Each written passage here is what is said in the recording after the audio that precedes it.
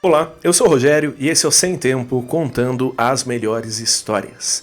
Hoje eu vou falar para vocês por que não se deve desafiar o sobrenatural. Vou contar 2 relatos de pessoas que brincaram com a sorte e brincaram com o desconhecido. Um grupo de jovens que quis fazer uma brincadeira muito antiga da região e acabou se dando muito mal, e um senhor que ali no calor do álcool, dos nossos clássicos bêbados, desafiou o capeta.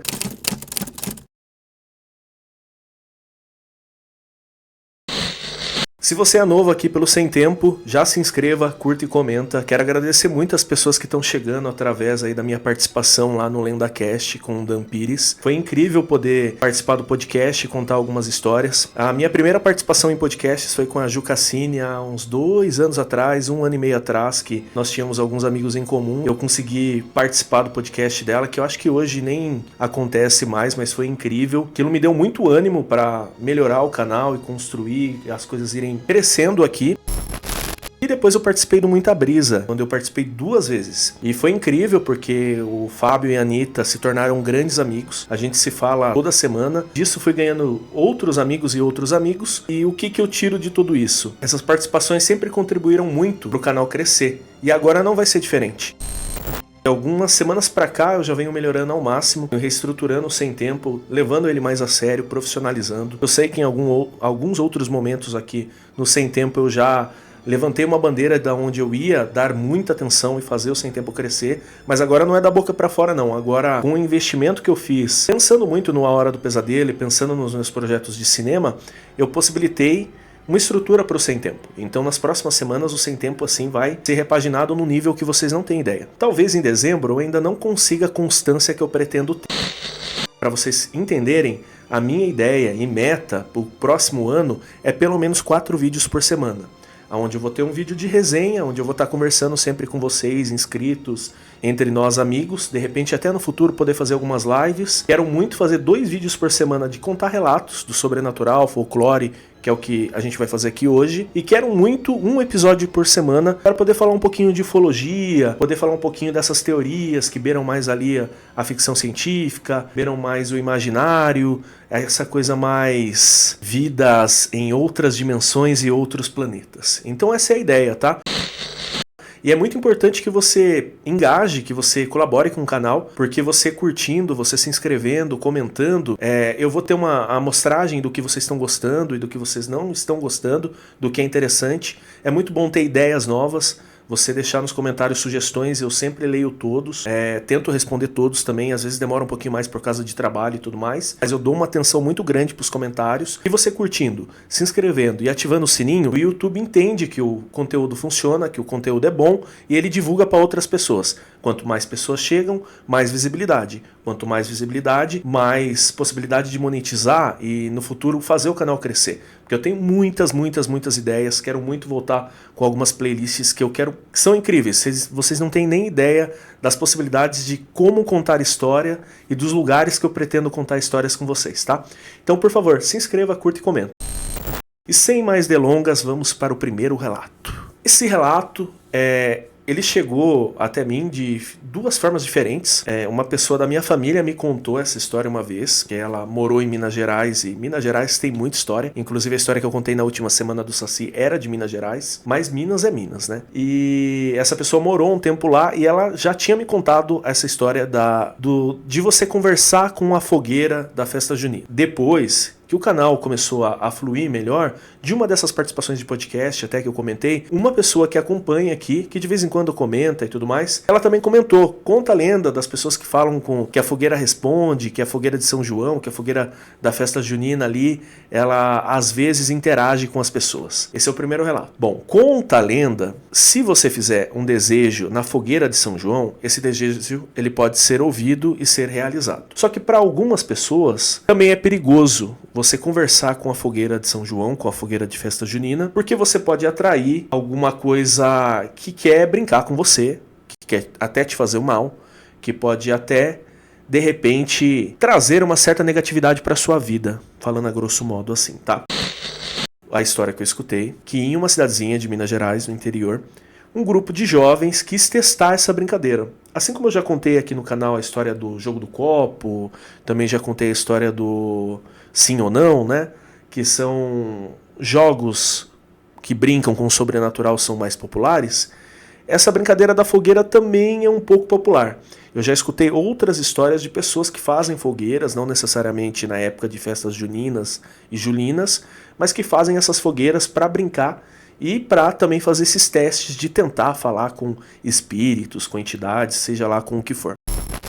Bom, aconteceu isso. Numa certa festa junina, no interior de Minas Gerais, um grupo de jovens quis fazer a brincadeira. Então eles fizeram a fogueira para comemorar ali a festa junina, brincaram, e até que em um determinado momento, algum deles falou: vamos testar para ver se alguém responde?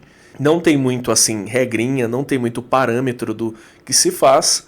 A questão é você acender uma fogueira de festa junina próximo da mata e você brinca.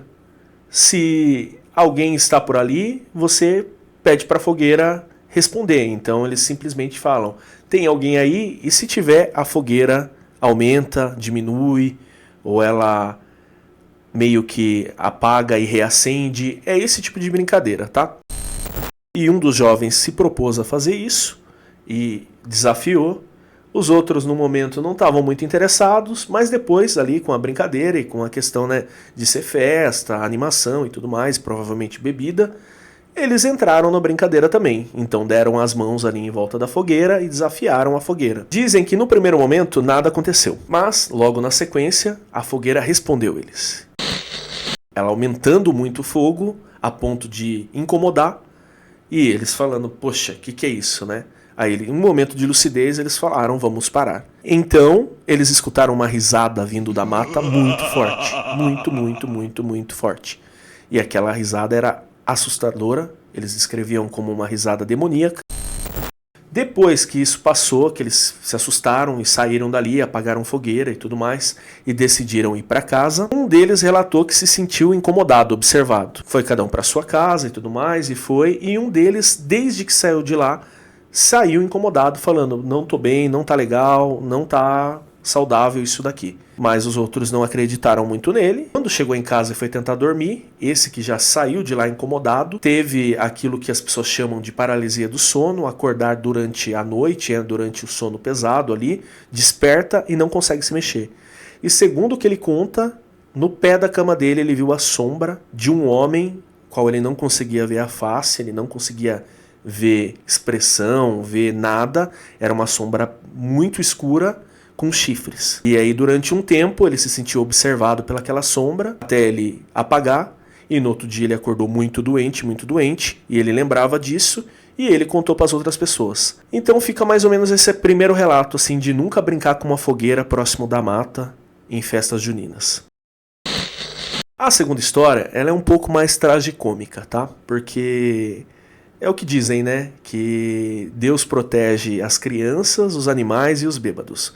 Mas neste caso, esse bêbado não teve muito essa sorte. Essa história se passa no interior de São Paulo, e é uma história que as pessoas costumam brincar. Eu já escutei ela em mais de um bar por aí. É, sim, uma história bem de boteco. Vai relembrar um pouco aí os primeiros vídeos aqui do Sem Tempo, onde eram mais histórias de boteco. Tinha um lugar, numa cidadezinha do interior de São Paulo aqui, que as pessoas chamavam de Gruta Mal Assombrada, ou até Gruta do Capeta. E as pessoas falavam que o nome dessa gruta era porque você escutava os risos do capeta em determinadas noites. E as pessoas diziam, os mais velhos, alguns diziam que aquilo era culpa de pessoas que fizeram coisas erradas lá, sabe, teve situações ruins que aconteceram naquele lugar, de diversas naturezas, e outros diziam que era simplesmente um lugar que, tipo, tudo convergia para coisas negativas. Mas muitos escutavam ali naquela gruta, que era muito próximo de uma encruzilhada, risadas e risadas. Esse caminho era um caminho muito conhecido porque ele conectava as pessoas de uma cidade com outra cidade,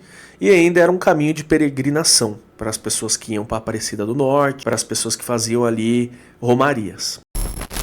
Certo dia, vou chamar ele de Raimundo, tá? O Raimundo foi pro bar, esse bar muito próximo dessa região, desse lugar que eu comentei, e tomou todas, com os amigos e tudo mais. Os amigos chegaram a oferecer carona pra ele, vamos embora, vamos embora, vamos embora. Só que ele não quis, ele quis ficar até o bar fechar. E no caminho de volta pra casa, até metade do caminho ele foi com outra pessoa ali, que também ficou até o bar fechar. Tudo bem, tudo tranquilo. E aí essa pessoa brincou com ele, ó, toma cuidado, você vai passar lá perto da Gruta do Capeta, hein? Vai ficar abusando. Dele, não, que nada. Essas coisas não existem, não vai aparecer nada pra mim, não.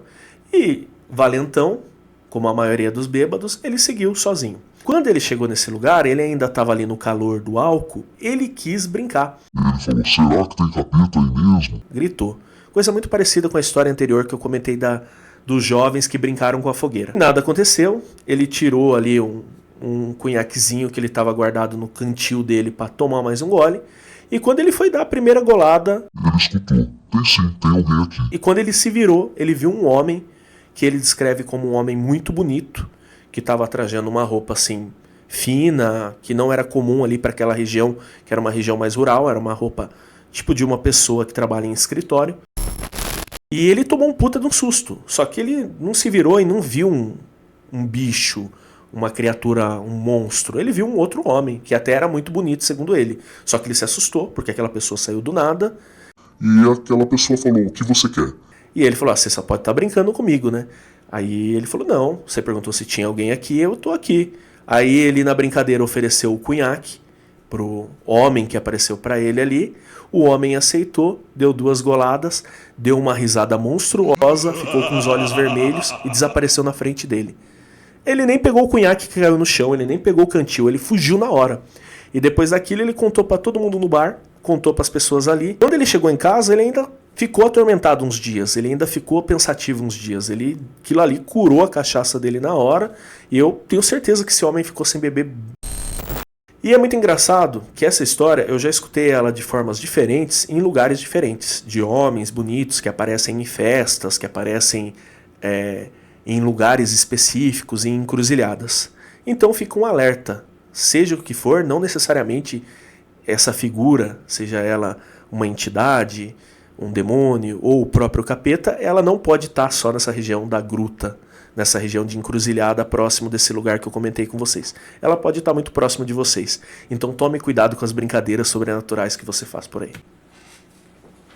Se você curtiu, se inscreva, comenta. Como eu falei, ajuda o canal a crescer. Muito obrigado a vocês que estão chegando agora aí pela minha participação lá no podcast do Daniel. E se vocês tiverem qualquer sugestão, qualquer recomendação, deixa lá nos comentários que vai ser um prazer ler. E aguardem, vem muitas novidades aqui no Sem Tempo, vem uma reestruturação muito legal. E se você gosta de cinema, de produções mais voltadas para o gênero de terror, também dá uma chance lá para ir lá conhecer o A Hora do Pesadelo Podcast. Vou deixar no link aqui na descrição. E é isso, valeu!